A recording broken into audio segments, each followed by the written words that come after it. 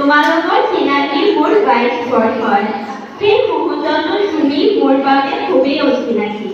তোমাৰ লগত খোজত খোজ মিলাই আগুৱাই যাম বুলি আশ্ৰয় ল'লো তোমাৰ নগৰীৰে এটি সৰু বজাৰ ঘৰত, যাৰ নাম কপিলী।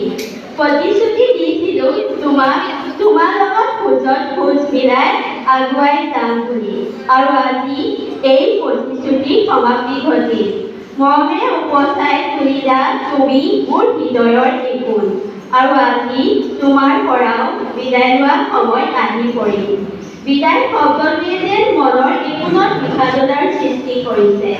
নিগৰি আহিছে অশ্ৰু নিজৰা, মাথো মন গৈছে তোমাৰ সেউজবোৰৰ মাজত বিলীন হৈ যাবলৈ, সেউজ পক্ষীজনী হৈ তোমাৰ নগৰীত উৰি ফুৰিবলৈ।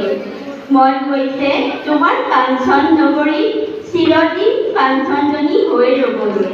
মন গৈছে নিৰিবিলি পৰশত আমাৰ প্ৰেমৰ বাৰ্তালাপ কৰিবলৈ। মন গৈছে কাঞ্চনৰ বাগৰি আমাৰ প্ৰেমৰ দলিচা পাৰিবলৈ। থেংক ইউ সকলোকে।